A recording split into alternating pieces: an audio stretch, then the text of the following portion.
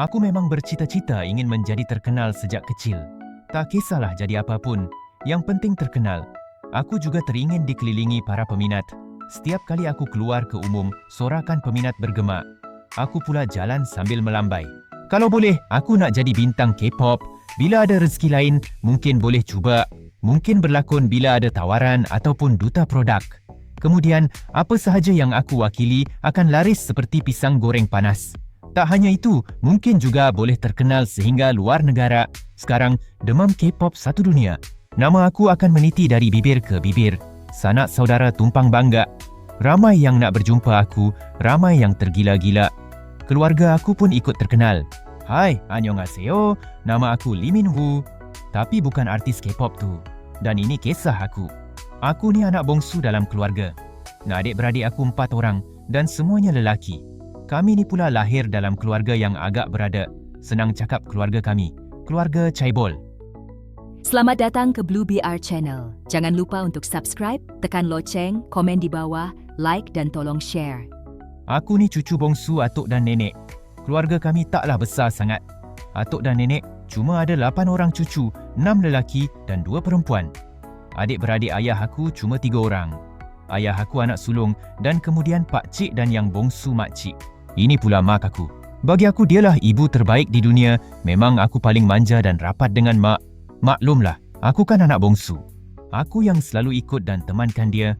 Membeli belah, ke perjumpaan persatuan dan macam-macam lagi. Abang aku semua sibuk dengan hal sendiri. Jarang temankan mak. Mak aku wanita yang lembut dan penyayang. Dia juga pemurah.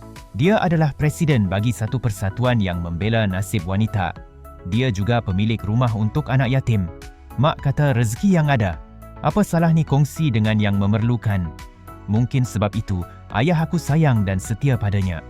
Aku selalu bermain dengan budak-budak di rumah anak yatim tu. Mak kata, kita kena sentiasa bersyukur sebab tak dipilih untuk nasib begitu.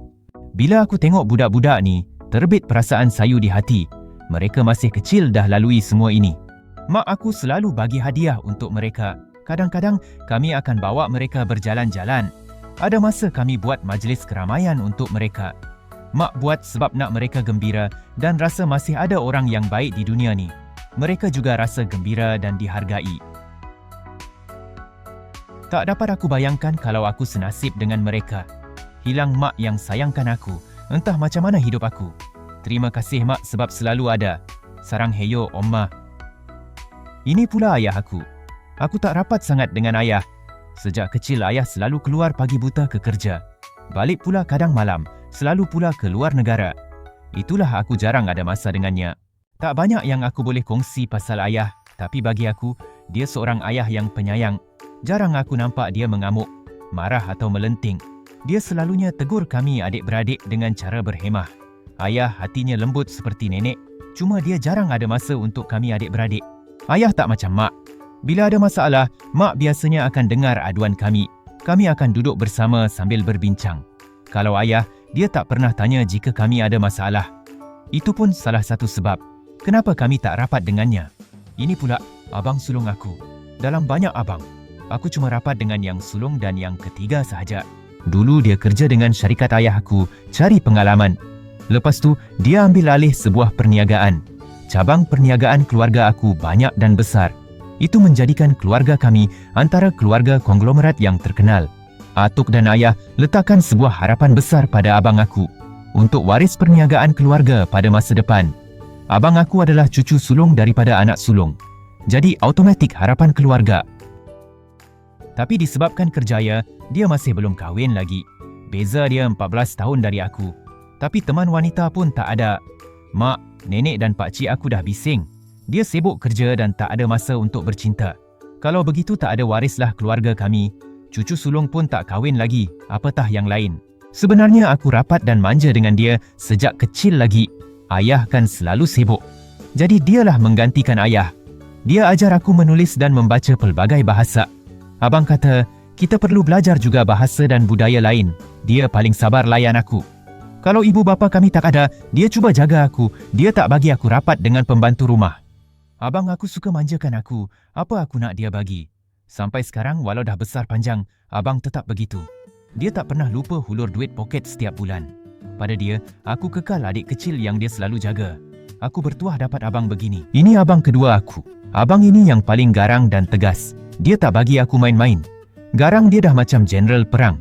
Dia paling berdisiplin dan berdikari dalam kalangan kami. Kalau tak dapat buat sesuatu, cuba lagi. Itu yang dia selalu ajar aku. Dia ambil alih syarikat pembinaan keluarga. Dia sentiasa berusaha untuk buat terbaik. Dia tak boleh dengar perkataan tak dapat atau tak boleh. Dia ni jenis tak nak mengalah. Dia 2 tahun muda daripada abang sulung, tapi dia berlagak seolah abang besar dalam keluarga. Dia yang paling degil, sehingga mak dan ayah pun tak dapat kawal dia. Bukan itu sahaja, sebab disiplin dan garang tambah lagi degil, menjadikan dia ditakuti, sama ada musuh dan kawan juga keluarga. Satu keluarga takut padanya. Kalau dia dah mahukan sesuatu, tak siapa boleh ubah. Abang aku ni pula tak ada kelemahan. Semua dia serba boleh. Dia yang diharap untuk jaga keluarga. Musuh keluarga ataupun perniagaan, semuanya kecut bila dengar atau nampak dia. Bila keluarga ataupun perniagaan kami ada masalah, dia selalu selesaikan. Tapi guna cara dialah. Satu perkara yang aku suka pasal abang aku ni, dia pandai masak. Sedap masakannya. Dulu mak dan ayah selalu sibuk masa aku kecil. Abang inilah yang selalu masakkan aku. Apa aku nak makan, semua dia bagi. Tapi siap dengan maklumat makanannya sekali. Dia akan huraikan kenapa perlu makan itu, makan ini. Apa khasiat dan kelebihan, semualah. Ini pula abang aku yang ketiga.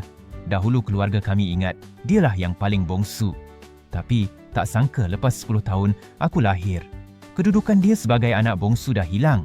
Dia pun tak kisah, mak kata abang teruja nak dapat aku. Dia tak nak jadi anak bongsu. Abang aku ni buka firma guaman bawah perniagaan keluarga. Setiap kali kami ada urusan yang melibatkan undang-undang, dia yang uruskan. Dia peguam yang disegani ramai. Abang kedua uruskan masalah secara gelap, yang ini uruskan terang-terangan. Abang aku ni terlalu melindungi aku. Setiap kali aku buat salah dan nak dihukum, dia pasti bersuara dan bela aku. Dahulu aku tak sengaja koyakkan kertas kerja ayah masa aku kecil. Ayah nampak marah, tapi abang aku yang mengaku dia buat. Ayah tahu itu kerja aku, tapi dia diamkan. Dia akhirnya tak marah atau hukum abang. Cuma dia tegur, aku perlu berani mengaku dan bertanggungjawab. Masa aku gagal dalam peperiksaan waktu sekolah rendah dulu, abang kedua nak hukum sebab memang salah aku. Banyak main. Mak dan ayah tak ada di rumah ketika tu. Abang ketiga berani lawan abang kedua. Dia sanggup hadang aku daripada di rotan. Abang sulung pula cuba tenangkan abang kedua. Sejak hari itu, aku dah ambil pengajaran. Aku tak mau. Sebab aku orang lain kena. Walaupun abang aku tak salahkan aku, tapi aku tetap bersalah. Dia juga selalu bagi aku galakan. Setiap kali aku lemah, dia tak pernah pandang rendah pada aku. Dia selalu kata, dia percaya akan tiba masanya untuk aku berjaya dengan cara aku sendiri. Walau aku kesayangan keluarga, tapi aku juga usaha. Aku juga nak jadi macam kesemua abang aku, berjaya, disegani, dihormati dan berguna. Aku cuma tak mahu terlibat dengan perniagaan keluarga. Jadi, aku cuba masuk dunia glamour. Aku dah banyak kali pergi uji bakat nyanyian. Tapi semuanya gagal. Aku cuba berlakon dan jadi model. Sama tetap tak berjaya. Alasan mereka bakat aku tak cukup sempurna. Dah banyak kelas aku masuk. Nyanyian, tarian, lakonan, peragawan, semua tu. Aku tak tahu kalau ada tangan kotor di belakang. Tapi aku tak mengalah. Aku nak tunjukkan, aku juga boleh berjaya. Aku ubati kesedihan aku dengan berseronok. Dari luar, orang nampak aku mungkin kuat. Tapi dalam, memang aku sedih. Dah penat aku cuba. Walau tak mengalah, tetap juga serik. Aku tak bodoh sampai nak bunuh diri. Aku bertenang dan kemudian fikir nak buat apa. Keluarga aku selalu ada. Takkanlah nak buat mereka sedih, hanya sebab aku tak berjaya. Lagipun, bukan aku tak usaha. Aku dah usaha. Tapi masih tak berjaya. Daripada terus mengalah, lebih baik aku bersenang. Aku nikmati hidup sebagai tuan muda keluarga kaya. Aku berseronok dengan ramai kawan. Kadang aku jumpa kawan-kawan lama dari luar negara. Kawan waktu aku sambung belajar di negara mereka. Sambil itu boleh juga melancong. Aku juga selalu teman mak ke luar negara. Mak kan aktif ikut persatuan. Ada masa mak ikut rombongan persatuan. Dia pasti ajak aku. Ayah pula akan bagi duit poket lebih. Abang-abang pun begitu. Mungkin mereka bagi aku upah temankan mak. Aku tetap teruskan hidup. Senyum dan ketawa. Bagi kebanyakan orang, Mungkin mereka fikir aku cuma tahu habiskan duit. Tapi apa yang orang lain dan keluarga aku pun tak tahu. Aku bergelut dengan diri sendiri. Aku tertekan orang asyik bandingkan kami adik-beradik. Memanglah aku nampak okey, tapi tak bermaksud aku tak terasa. Ingat, senangkah nak teruskan kejayaan keluarga? Ramai yang mula persoal, terutama garis keturunan keluarga. Nenek moyang aku memang orang berjaya pada zaman mereka. Hanya sebab aku lahir dalam keluarga berjaya, tak semestinya aku begitu. Boleh pula mereka kata aku memalukan nenek moyang. Perlahan-lahan aku ambil ini. Jadi dorongan. Aku akan buktikan, aku warisi darah yang hebat dan menjadi orang yang berjaya. Kejayaan aku pasti luar biasa. Sama seperti kata abang ketiga. Aku pasti akan mengubah hidup aku akan bangkit dan menang. Buat masa ini, aku akan ikut arus sahaja. Aku pasti berjaya. Keluarga akan bangga. Hari itu akan tiba. Mungkin tak lama lagi. Petikan hari ini, usaha tak semestinya membuahkan hasil. Ada kala kegagalan yang menanti, tapi jangan putus asa kerana gagal itu sebenarnya pelajaran.